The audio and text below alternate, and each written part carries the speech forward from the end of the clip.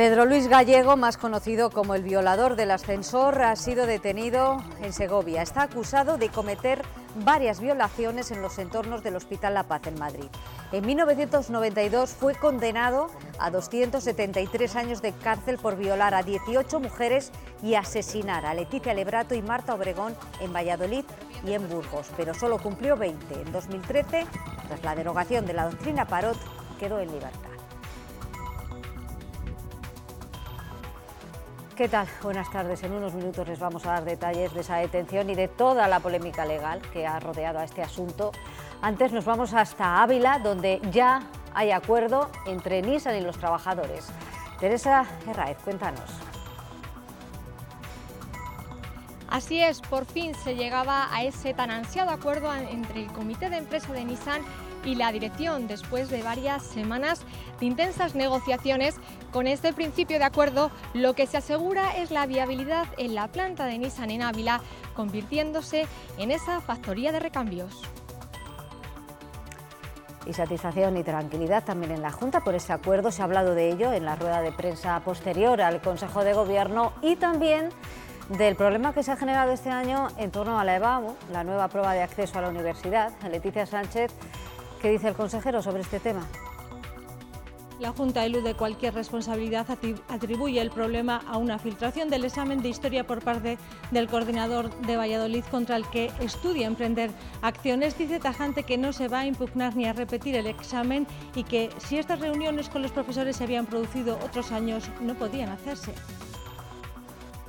No vamos a anular total o parcialmente el examen, porque la actuación de la Consejería de Educación y del Grupo Técnico de Materia ha sido impecable. Precisamente hemos garantizado la imparcialidad.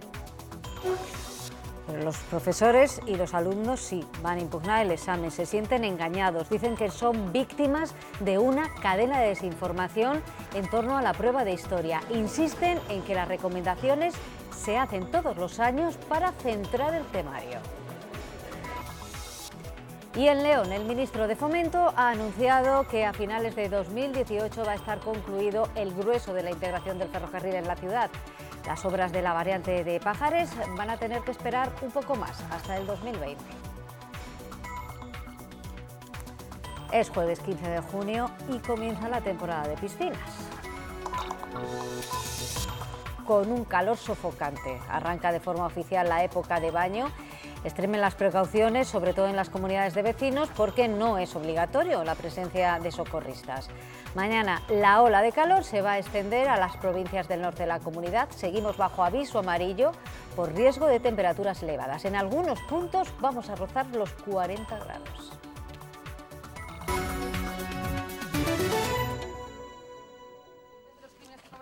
Estas imágenes corresponden al día en que Pedro Luis Gallego, condenado a 225 años por asesinar a 2 jóvenes y violar a otras 18, salía de la calle. Solo había cumplido 20 años por la derogación de la doctrina Parot. Esta mañana volvía a ser detenido en Segovia, acusado de violar a más mujeres. Todo apunta a que es el autor de 4 violaciones cometidas en los últimos 5 meses en los entornos del Hospital La Paz en Madrid. Raptaba a sus víctimas y las llevaba en coche hasta una casa en Segovia donde supuestamente vivía con su pareja. En esta ciudad era detenido anoche. La detención se realizaba en la mañana de ayer en el Bajo B de este bloque de viviendas en plena capital segoviana, donde al parecer llevaba a sus víctimas. Agentes de la UFAM, de la Jefatura de Policía de Madrid, se desplazaban hasta allí y procedieron a su arresto. Este individuo es el presunto autor de 4 agresiones sexuales.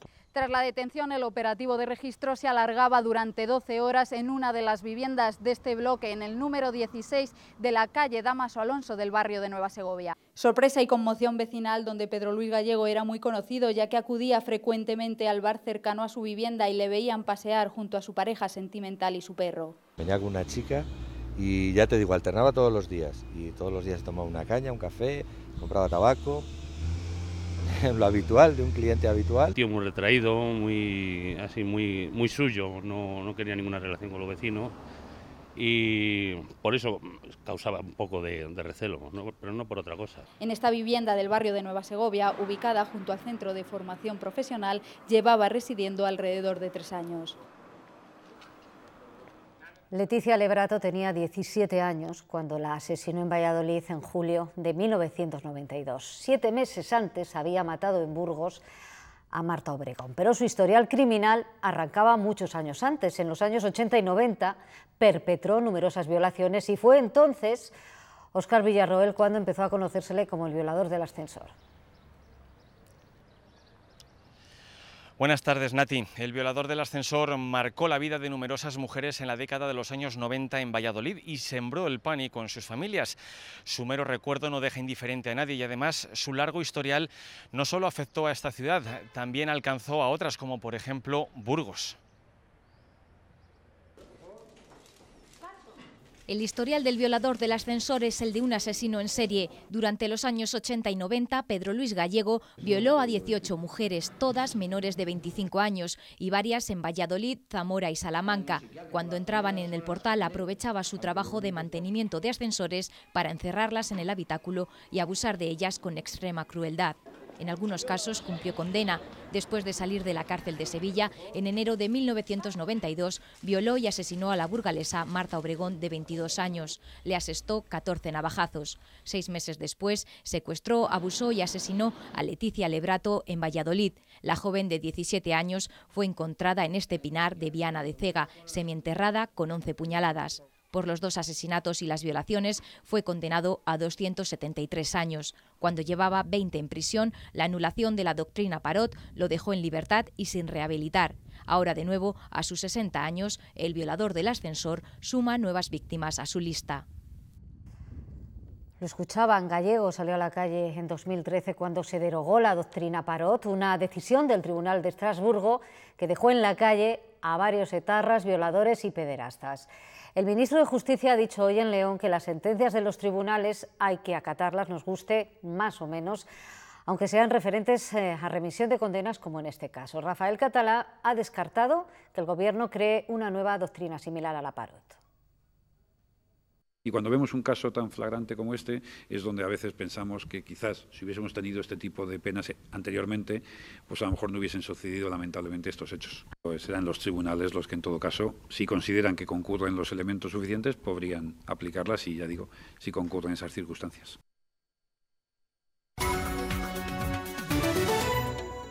Han sido semanas de negociación, de momentos tensos con posturas muy alejadas entre las partes, pero minutos después de las 12 de la noche, la dirección y el comité de empresa de Nissan en Ávila eran capaces de ponerse de acuerdo.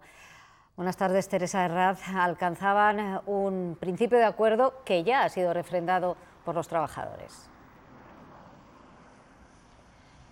Buenas tardes. Así es, este principio de acuerdo permite que los trabajadores respiren aliviados porque el futuro de la planta de Nissan en Ávila queda asegurado con esa reconversión en factoría de recambios. Eso sí, asumen el convenio Renault, pero con matices. Un acuerdo que espera quede refrendado en un plazo aproximado de 3 meses. En torno a las 12 de la noche, comité y dirección alcanzaban un principio de acuerdo que ya ha sido refrendado en asamblea por los trabajadores. Con el esfuerzo que los trabajadores hoy han refrendado, pensamos que la planta de Nissan en Ávila hoy podemos decir que sigue abierta. No debemos olvidar en ningún caso que la fábrica hace 4 meses estaba cerrada, que había una dirección europea que había tomado la decisión de cerrar la fábrica y no darnos una segunda oportunidad. Y en ese sentido sí que quiero destacar que vamos a aprovechar esa segunda oportunidad. Los trabajadores asumen con ello el convenio de Renault, pero con algunos matices. La mayoría de trabajadores perdíamos entre un 23 y un 30% y ahora esta mayoría pues estamos en torno al 18%, pero que a medida que pasa el tiempo se va reduciendo porque hemos conseguido mantener la antigüedad tal y como la tenemos en Nissan hasta un máximo de 5 quinquenios. Teniendo en cuenta que el convenio de Renault recoge un máximo de 3 quinquenios. Junto a ello se contempla un bono de compensación que supone un reparto más equitativo de la bajada salarial y un expediente de regulación temporal de empleo ligado a la formación. Un párrafo que les obliga a que en caso de que no haya trabajo para todos, por retrasos de obras, lo que sea, se hace cargo de los salarios. Habrá además un plazo de 3 meses para que los trabajadores puedan optar por bajas incentivadas. 3 meses es el tiempo fijado que se dan ambas partes para que este acuerdo se selle de manera oficial. Ahora sí, para la empresa, Nissan tiene futuro en Ávila. Gracias a los empleados, al comité, a Nissan y las instituciones, anoche hemos llegado a un acuerdo y estas noticias buenas para todos. Esto significa que podemos asegurar un futuro estable para la planta de Nissan en Ávila. Satisfacción entre los grupos políticos por este acuerdo, aunque con algunas críticas hacia la actuación de la Junta. El Gobierno regional, por su parte, destaca la garantía de futuro para los trabajadores. Satisfacción general porque el acuerdo permite mantener tejido industrial y puestos de trabajo en una de las provincias que más lo necesitan. Una fábrica como Nissan desapareciera de Ávila sería una catástrofe demográfica también para Ávila. Y por lo tanto estamos muy contentos. Vamos a estar intentando arrimar el hombro, como siempre hemos hecho los socialistas, para ayudar a Nissan, para ayudar a sus trabajadores. Desde Izquierda Unida y Podemos a la satisfacción se añaden críticas a la Junta y al modo de negociar. Muy decepcionante que la Junta haya mostrado aquiescencia y connivencia con la Nissan, permitiendo prácticas de amedrentamiento. La negociación se ha hecho con la pistola encima de la mesa. Esto es inaceptable. Yo todavía el preacuerdo lo tengo que ver.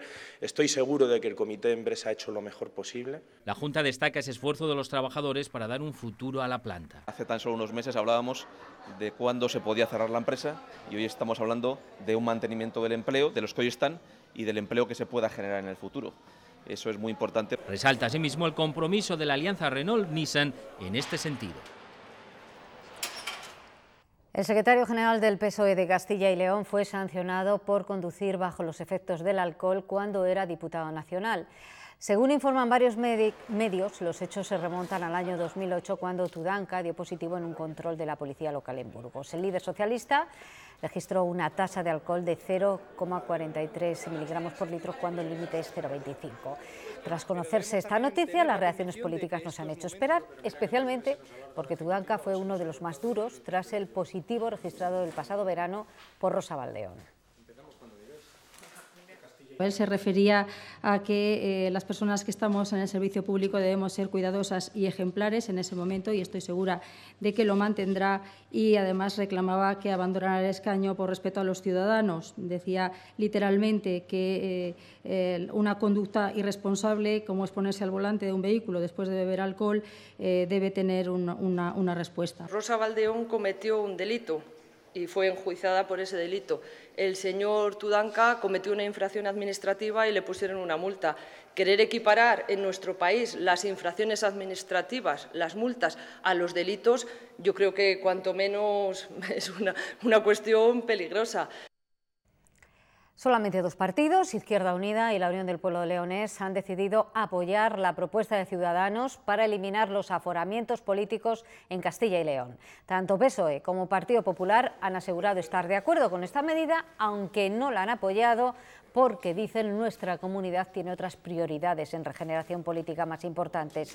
En la reunión de los grupos esta mañana no ha estado Podemos, porque considera que Ciudadanos, por su pacto con el PP, no puede liderar esta reforma.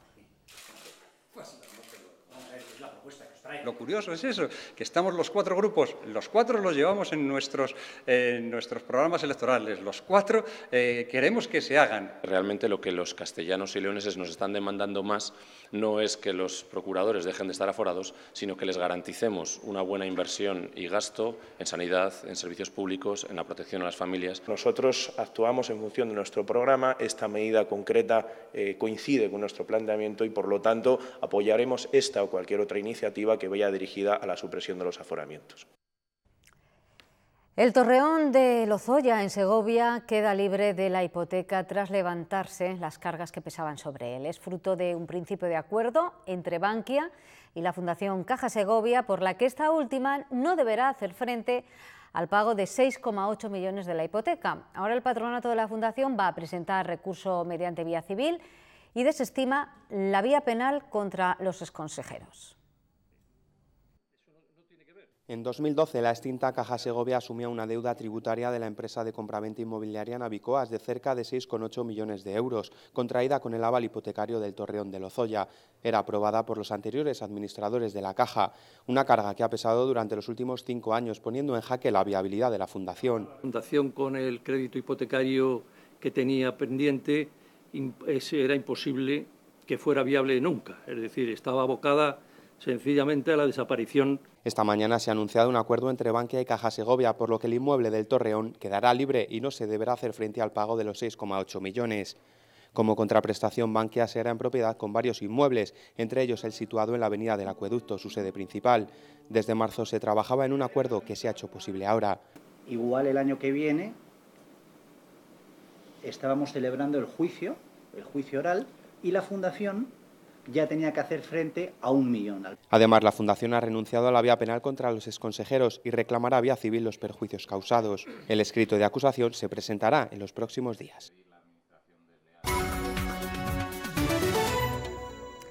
Después de la situación vivida con el examen de historia de la EBAU, los profesores de varios campus reclaman a la Junta una solución para los alumnos que siguieron unas directrices y luego se han visto perjudicados en el examen.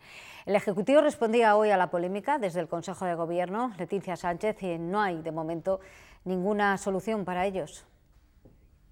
No, buenas tardes. Ninguna solución. La Junta es tajante, dice que no impugnará ni repetirá el examen de historia. Dice que, enterado de la filtración el 1 de junio, 12 días antes de la prueba, advirtió que los temas que entraban eran 97 y no los 18 sobre los que sí reconoce se habían confeccionado los exámenes de junio y septiembre. Dice que, por tanto, es legal y que lo ilegal hubiera sido si se hubiera ceñido solo el temario, o sea, el examen a esos 18 temas.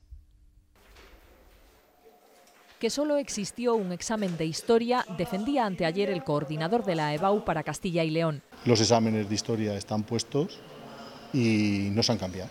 Que se cambió después de una filtración, dice hoy el consejero. Este grupo técnico de materia decide cambiar de criterio.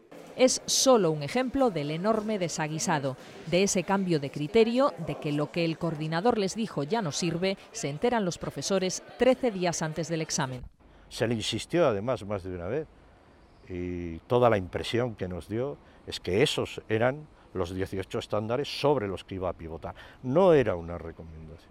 Pero la Junta se remite a la ley publicada y desautoriza al coordinador de la asignatura de la UBA, que desde hace 20 años, como otros coordinadores en otras asignaturas, orientan a los profesores. Yo no puedo hacerme responsable, en este caso, de profesores que transmitan una información falsa cuando tienen todos los elementos en la mano para transmitir una información veraz. También se desentiende el rector.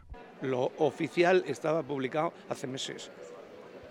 Si hay gente que se ha hecho otra idea, pues es culpa de quien se haya hecho otra idea. Lo pueden pagar en sus notas los alumnos que han sido víctimas de la gestión de la nueva selectividad.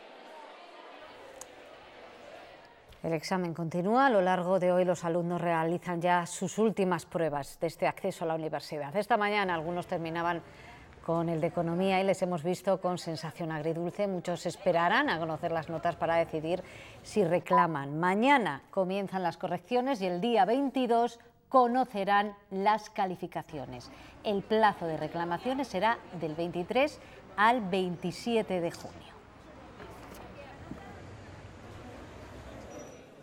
Este examen de la asignatura Interacción Persona-Computadora no es uno más. 15 de estos alumnos pertenecen al doble grado en Estadística e Informática, una opción que en nuestro país únicamente ofrece la Universidad de Valladolid. El perfil de estudiante tiene que ser alguien con las ideas claras, que le guste la informática y que le guste también el ámbito del Big Data y la profesión de científico de datos. Empresas e instituciones necesitan analizar y comprender la información que reciben. Las salidas laborales de estos jóvenes son muchas y variadas. Me gustaría hacer estadísticas para ver cómo se podría curar casos o hacer medicinas para cáncer o yo qué sé. Preferiría más tirarme por informática, por diseño de base de datos o algo así. El camino es duro. En solo 5 cursos hay que condensar 2 grados de 4 años. Pero para estas mentes privilegiadas no supone un gran problema. Tampoco es que sea una barbaridad, porque al fin y al cabo es una asignatura más al año. El Big Data está presente a diario en nuestras vidas, incluso en noticias de las que todo el mundo se hace eco. Como lo que ocurrió pues hace 15 días con el ransomware, este software que te encriptaba el disco, ¿no? Eso genera una actividad en la red que no es normal y que hay que detectar. Y eso es un ámbito de Big Data. Antes de poder salvarnos de ataques informáticos, a estos estudiantes todavía les quedan 2 años de mucho trabajo y muchos exámenes. El Consejo de Gobierno ha aprobado hoy importantes acuerdos sociales. La primera estrategia de prevención de la dependencia y el segundo plan de atención a la diversidad en educación. La atención a la diversidad de los escolares da un salto cualitativo con la aprobación de este plan. Se pasa de la integración a la inclusión. Es decir, no se trata solo de una mejor atención a los alumnos especiales, se trata de adaptar el ritmo a cada uno de los escolares. Para conseguirlo, aumenta notablemente la inversión en contratación y formación de profesorado, no solo de los de educación especial, y se implantará una prueba a los 5 años para detectar posibles necesidades especiales. Un examen de lengua y matemáticas adaptado a la edad, porque a partir de ahí nos dicen se puede determinar si un niño tiene alguna dificultad. La Consejería de Familia ha aprobado además la primera estrategia de prevención de la dependencia que prestará especial atención al 23% de los mayores que viven solos. Hogares más confortables y seguros, con el nivel de apoyos formales, ayuda a domicilio, catering, adaptaciones del hogar o teleasistencia e informales, como es el apoyo de los vecinos, del voluntariado. Beneficiará a 600.000 mayores y contará con casi 2 millones de euros hasta 2021. Entre las actuaciones concretas hay medidas como formar a los mayores contra las prácticas fraudulentas más frecuentes contra ellos o facilitar la información legal y jurídica que precisen en la fase final de la vida. Comisiones Obreras ha presentado los datos de un estudio donde se refleja que 2016 fue un año bueno en lo que a empleo se refiere, aunque denuncia que aquí también todo el empleo neto asalariado que se generó fue temporal. Si te sientes único, bienvenido. Lo vas a ver claro con nuestro plan cero comisiones, la comodidad de la app España Duero móvil y con nuestros préstamos preconcedidos ágiles. Infórmate en nuestras oficinas España Duero.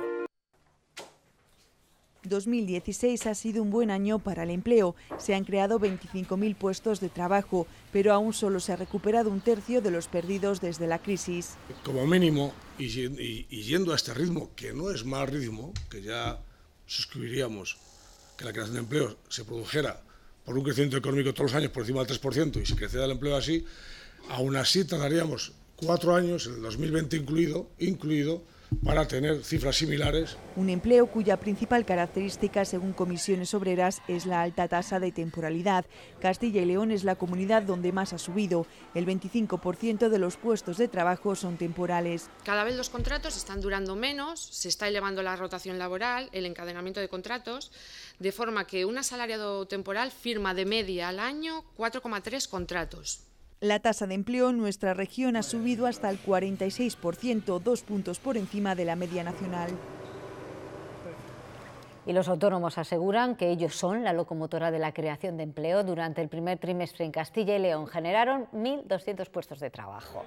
Hoy en el Foro del Norte de Castilla, el presidente de la Federación de Autónomos, Lorenzo Amós, se ha mostrado partidario de que los trabajadores de los sectores empresariales con beneficios recuperen poder adquisitivo. Muy buenos días, señoras y señores. Tenemos una asignatura pendiente, que es el tema salarial, y que poquito a poco hay que ir ganando los salarios poder adquisitivo, y sobre todo en aquellas actividades que en estos momentos pues sí están en plena recuperación, otras desgraciadamente no lo pueden decir o no lo pueden hacer. Segundo día de declaraciones en el caso de las irregularidades en las concesiones eólicas. Tras la declaración de Rafael Delgado el 2 de junio, hoy estaban citados Jesús Rodríguez, el presunto testaferro de Delgado en sus empresas, y otro de los grandes actores de la supuesta trama, Alberto Esgueva. En los juzgados está Estefanía Ureña. Todavía no han declarado, Estefanía. Sí, Nati, buenas tardes. A pesar de que estaba llamado a declarar a partir de las 11:30, aún no ha entrado en los juzgados ni se le ha visto por aquí al exdirector de Escal, Alberto Esgueva tendrá que responder a las preguntas del fiscal anticorrupción sobre esos 47 millones de euros de los que presuntamente, según Anticorrupción, se benefició dentro de la trama de las eólicas.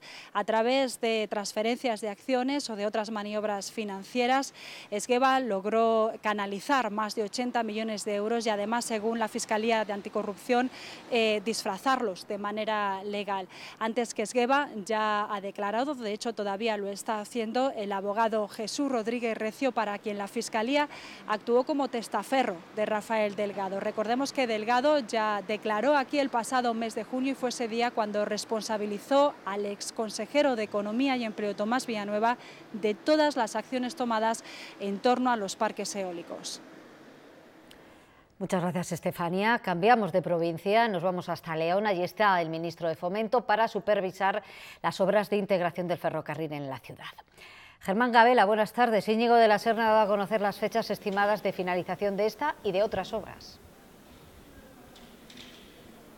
Hola, ¿qué tal? Muy buenas tardes. El ministro de Fomento ha traído en esta visita a León una cartera repleta de anuncios de fecha de finalización de proyectos de infraestructura importantes para la provincia y para la comunidad autónoma.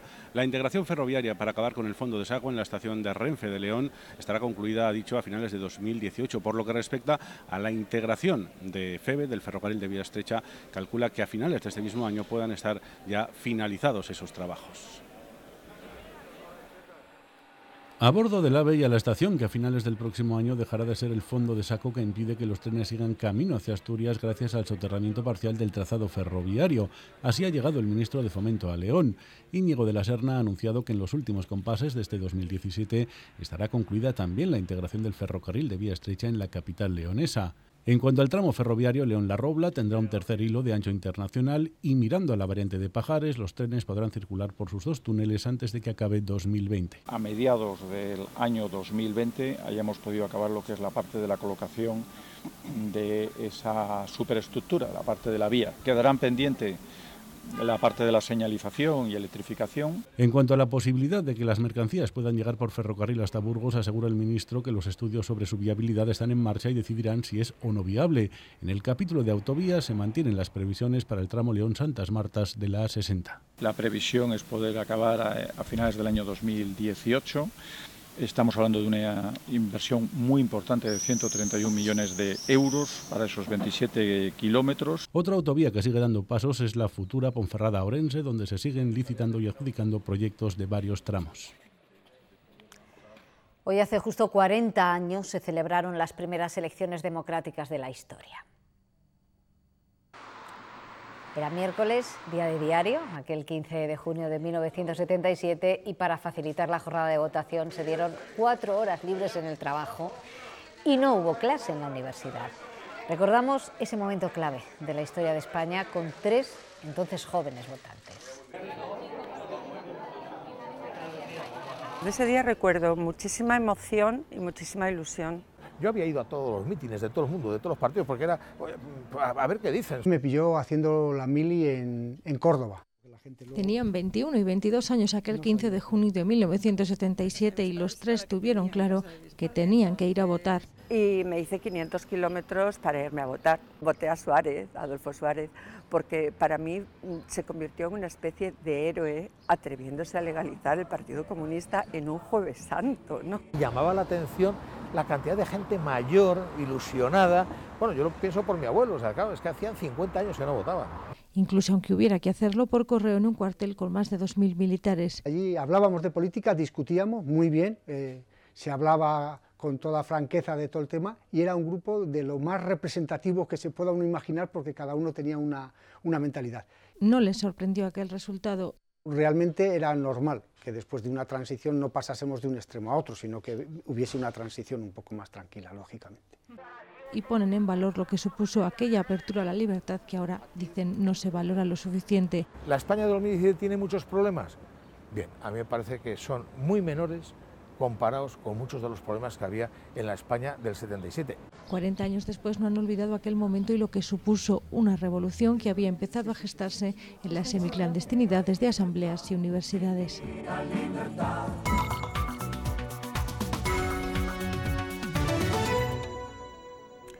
Abordamos ya la recta final de este informativo y lo hacemos en Valladolid, donde una persecución policial ha terminado con 3 ocupantes de un coche hospitalizados. Se trata de los autores de varios robos en bares y otros locales de la capital. Tiene más detalles Teresa Gavilán. La persecución terminó justo en este punto de este camino que comunica las localidades vallisoletanas de La Cistérniga y Laguna de Duero. El coche, por motivos que se desconocen, volcó en este lugar y 2 de los ocupantes estaban dentro, atrapados, por lo que tuvieron que ser liberados por los bomberos. Los 3 se encuentran heridos, fueron desplazados al Hospital Río Ortega de Valladolid y están detenidos acusados de cometer al menos un robo en un bar de la capital vallisoletana. La policía investiga si son los responsables de otros robos cometidos en municipios cercanos a Valladolid. Y hablando de Valladolid, desde mañana y hasta el lunes el tráfico rodado va a quedar prohibido por el centro de la ciudad. El ayuntamiento toma esta medida por los altos niveles de contaminación. El ambiente está muy cargado y el asfixiante calor no está ayudando nada. Hoy nos esperan temperaturas todavía más altas en puntos como Salamanca. Paco Gómez nos dicen además que el calor no ha hecho más que empezar. Buenas tardes, pues por si alguien se había hecho ilusiones, esta primera ola de calor, podríamos decir del verano, no es pasajera ni mucho menos, sino que lo peor no ha hecho más que empezar por lo menos de aquí al domingo. Hoy prácticamente toda la comunidad, con la única excepción de Soria y el norte de las provincias de León, Palencia y Burgos, está en alerta amarilla, pero mañana casi toda la comunidad pasa ya al siguiente escalón, alerta naranja. En esta jornada de jueves, Salamanca marcará una de las máximas de la comunidad con 37 grados, aunque la máxima prevista en esta jornada en la comunidad es de 38 grados y se registrará en Arenas de San Pedro. Llega ya la época de la piscina. De hecho, hoy son muchas las que han abierto sus puertas.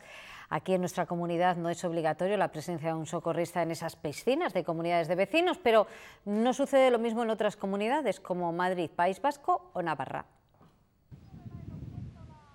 Esta es una piscina de uso público. Se rige bajo un decreto de la Junta de Castilla y León del año 1992. Las de uso privado, comunidades de vecinos, la Comunidad de Castilla y León las tiene al margen de esta normativa y en consecuencia está a criterio del gestor de la instalación tener o no socorrista. Porque las que se consideran públicas están obligadas a tener un socorrista, incluso 2 si la capacidad de la piscina supera los 1.500 metros cúbicos.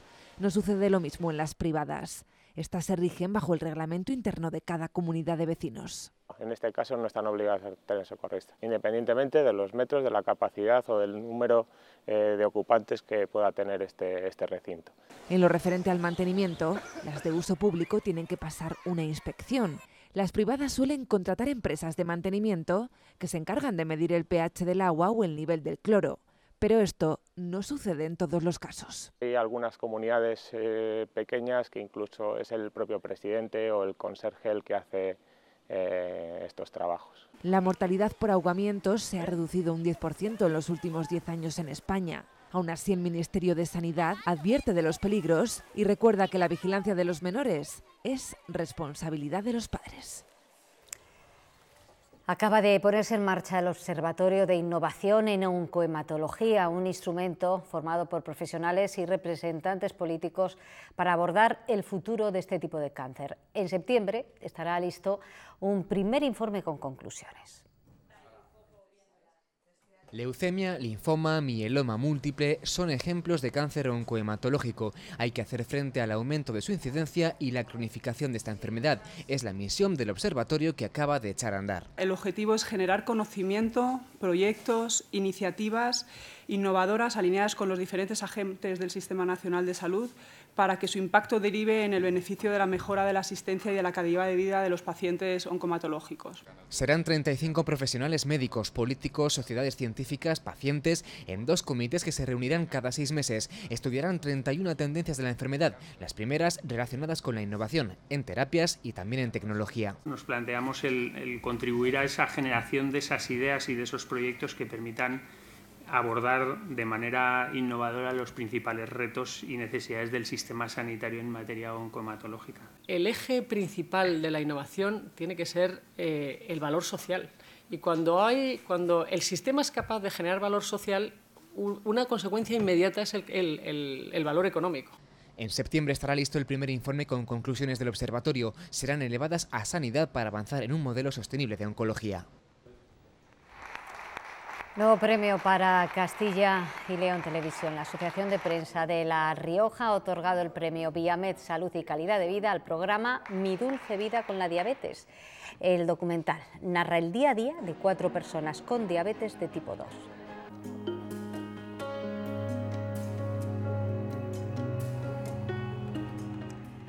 Ha sido una de las mejores carreras de los últimos años. Razonador, el toro enmaromado de este año, ha cumplido con la tradición, acabando el recorrido y protagonizando una carrera rápida y limpia. Los más destacados, que no ha habido que lamentar heridos por asta en una tarde de sol abrasador, con lo que ocurría ayer en Benavente. Nos vamos. Adiós. Este es el momento más esperado, cuando el enmaromado abandona el toril al sonar la tercera bomba. Con paso firme y decidido emprendía una carrera que terminó siendo rápida y que ha dejado un gran sabor de boca en los corredores. Un 10, la verdad que ha estado impresionante, ha sido una carrera muy bonita. Era el toro perfecto para las características que había hoy en la calle. Y de hecho hemos visto la carrera más bonita, de las más bonitas. Un toro que no ha dejado heridos por asta. Un estado noble, no ha ido al corredor, no ha ido en el sentido, y eso no quiere decir que no sea bravo, muy al contrario. El estado es noble, es bravo y no se encela con las personas. La gente además se ha divertido, no ha habido mucho peligro, el toro se ha portado bien. Un toro muy noble, unas carreras espectaculares, yo creo que el buen corredor ha disfrutado de este toro. Y en vistas a la buena carrera que estaba haciendo, en un principio la organización se atrevió porque el Estado realizara el recorrido oficial. Pero entonces Razonador se paró. Esto obligó a retroceder al astado y a elegir el trayecto más corto hasta efectuar una de las carreras más bonitas de los últimos años.